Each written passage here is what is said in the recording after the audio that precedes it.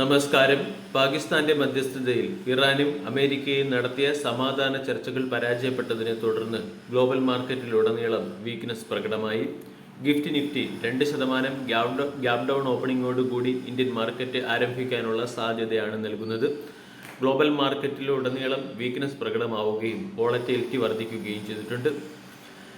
പാകിസ്ഥാനിൽ നടന്ന സമാധാന ചർച്ചകൾ പരാജയപ്പെട്ടതിനെ തുടർന്ന് American president Donald Trump strait of Hormuz ഉപരോധിച്ചേക്കും എന്ന രീതിയിലുള്ള ചില റിപ്പോർട്ടുകളും പുറത്തു വന്നിട്ടുണ്ട്. അമേരിക്കൻ സേന ഇപ്പോൾ സ്ട്രെയ്റ്റ് ഓഫ് ഹോർമൂസിൽ ഇറാൻ സ്ഥാപിച്ച മൈനുകൾ റിമൂവ് ചെയ്യുകയാണ്. കൂടാതെ ഇറാന്റെ പല സുപ്രധാന ടാർഗറ്റുകളും അമേരിക്കയുടെ ലോഡ് ആൻഡ് ലോക്ക് ടാർഗറ്റ് അല്ലെങ്കിൽ അമേരിക്കയുടെ ഓൺ ടാർഗറ്റിലാണെന്നുള്ള ഒരു ഭീഷണിയും അമേരിക്കൻ പ്രസിഡന്റ് ഡൊണാൾഡ് ട്രംപ് മുഴക്കിയിട്ടുണ്ട്.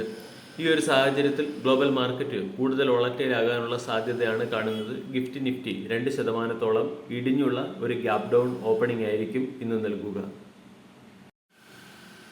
അമേരിക്കയും ഇറാനും തമ്മിൽ സീസ് ഫയറിൽ എത്തിയതുമൂലം കഴിഞ്ഞ ആഴ്ച ഇന്ത്യൻ മാർക്കറ്റ് മികച്ച പെർഫോമൻസ് കാഴ്ചവെക്കുകയും വീക്കിലി ബേസിസിൽ നിഫ്റ്റി 6% ഉയരുകയും ചെയ്തു. പക്ഷേ ഇന്ന് മാർക്കറ്റിന് ഗ്ലോബൽ മാർക്കറ്റിൽ നിന്ന് ലഭിക്കുന്ന സൂചനകൾ അത്ര മികച്ചതല്ല. ഏഷ്യൻ മാർക്കറ്റുകളും യൂറോപ്യൻ ഫ്യൂച്ചറും അമേരിക്കൻ ഫ്യൂച്ചറും നെഗറ്റീവ് സൈഡിലാണ് ട്രേഡ് ചെയ്യുന്നത്.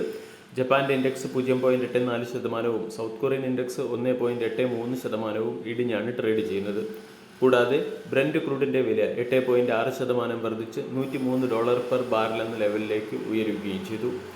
ഇനി ചില പ്രധാനപ്പെട്ട സ്റ്റോക്കുകളിൽ വന്ന ലേറ്റസ്റ്റ് അപ്ഡേറ്റ് കൂടി മനസ്സിലാക്കാം. ഒന്നാമത്തേത് എം&എമ്മിൻ്റെ മാർച്ച് മാസത്തെ ബിസിനസ് അപ്ഡേറ്റ് പുറത്തു വന്നിട്ടുണ്ട്. ടോട്ടൽ സെയിൽസ് 22.3% വർദ്ധിച്ച് 1 ലക്ഷം യൂണിറ്റായി ഉയർന്നു. ടോട്ടൽ പ്രൊഡക്ഷൻ 13.2% വർദ്ധിച്ച് 1.03 ലക്ഷം യൂണിറ്റായി ഉയർന്നു. ടോട്ടൽ എക്സ്പോർട്ട് 7% വർദ്ധിച്ച് 4328 യൂണിറ്റായി ഉയരുകയും ചെയ്തു. രണ്ടാമത്തേത് സൺ ഫാർമയാണ്. സൺ ഫാർമ ഓർഗാനോൺ എന്ന കമ്പനിയെ അക്വയർ ചെയ്യുമെന്നുള്ള ചില മീഡിയ റിപ്പോർട്ടുകളുണ്ട്.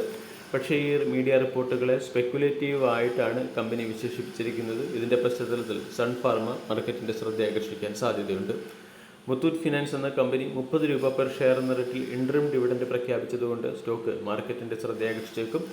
ആംബർ എൻ്റർപ്രൈസസ് ആംബർ റോസ്ജെറ്റിൻ്റെ 50% സ്റ്റേക്കുകൾ 1.7 കോടി രൂപയ്ക്ക് അക്വയർ ചെയ്യാൻ തീരുമാനിച്ചതിൻ്റെ പശ്ചാത്തലത്തിൽ ആംബർ എൻ്റർപ്രൈസസിനെ ശ്രദ്ധിക്കാവുന്നതാണ്. അപ്പോളോ ഹോസ്പിറ്റൽ, അപ്പോളോ ഹെൽത്ത് ആൻഡ് ലൈഫ് സ്റ്റൈൽ എന്ന കമ്പനിയുടെ 7.8 ലക്ഷം ഷെയറുകൾ 18.7 കോടി രൂപയ്ക്ക് അക്വയർ ചെയ്തു. ഇതിൻ്റെ പശ്ചാത്തലത്തിൽ അപ്പോളോ ഹോസ്പിറ്റൽ എന്ന സ്റ്റോക്കും ഇന്ന് മാർക്കറ്റിൻ്റെ ശ്രദ്ധ ആകർഷിക്കാനുള്ള സാധ്യത വളരെ കൂടുതലാണ്. ഇന്നത്തെ ട്രേഡിംഗ് സെഷനിൽ ഫോക്കസ് ചെയ്യേണ്ട മറ്റൊരു സ്റ്റോക്ക് കാർബാറണ്ടം യൂണിവേഴ്സൽ എന്ന സ്റ്റോക്കാണ്. കാർബാറണ്ടം യൂണിവേഴ്സൽ എന്ന കമ്പനി 18 മെഗാവാട്ട് ശേഷിയുള്ള സോളാർ പവർ പ്രോജക്റ്റ് തമിഴ്നാട്ടിൽ സെറ്റപ്പ് ചെയ്യാൻ തീരുമാനിച്ചിട്ടുണ്ട്. അതോടൊപ്പം തന്നെ നമ്മൾക്ക് ഇ പാക്ക് ഡ്യൂറേബിൾ എന്ന സ്റ്റോക്കിനെയും ശ്രദ്ധിക്കാം. ഇ പാക്ക് ഡ്യൂറേബിൾ എന്ന കമ്പനിക്ക് PLI സ്കീം വഴി 37.5 കോടി രൂപയുടെ ഇൻസെൻറ്റീവ് ഗവൺമെൻറ്റിൻ്റെ സൈഡിൽ നിന്നും ലഭിച്ചിട്ടുണ്ട്.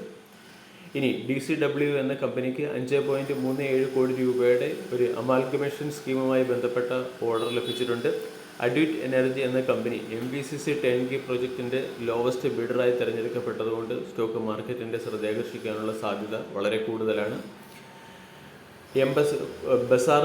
ബസാർ സ്റ്റൈൽ റീറ്റെയിൽ എന്ന കമ്പനി ഒഡീസയിൽ പുതിയൊരു സ്റ്റോർ ഓപ്പൺ ചെയ്ത് ടോട്ടൽ സ്റ്റോറുകളുടെ എണ്ണം 270 ഉയർത്തി. മിഡിൽ ഈസ്റ്റിൽ നടക്കുന്ന സംഘർഷത്തിൻ്റെ പശ്ചാത്തലത്തിൽ സപ്ലൈ ചെയിൻ ഡിസ്ട്രപ്ഷൻ വന്നതുകൊണ്ട് ജാഷ് എന്ന കമ്പനിയുടെ റവന്യൂ ഏറെക്കുറെ ഫ്ലാറ്റായി കമ്പനി പുറത്തുവിട്ട ബിസിനസ് അപ്ഡേറ്റിൽ പരാമർശിച്ചതുകൊണ്ട് ജാഷ് എഞ്ചിനീയറിംഗ് എന്ന സ്റ്റോക്കിനെയും ഇന്നത്തെ ട്രേഡിംഗ് സെഷനിൽ ഫോക്കസ് ചെയ്യാവുന്നതാണ്. ടെക്സ്മാക്കോ റെയിൽ ആൻഡ് എഞ്ചിനീയറിംഗ് എന്ന കമ്പനിക്ക് ഹിൻഡാൽകോയുടെ സൈഡിൽ നിന്നും 23.57 കോടി രൂപയുടെ ഓർഡർ ലഭിച്ചതുകൊണ്ട് ടെക്സ്മാക്കോ റെയിൽ ആൻഡ് എഞ്ചിനീയറിംഗ് എന്ന സ്റ്റോക്കിനെയും ശ്രദ്ധിക്കാം.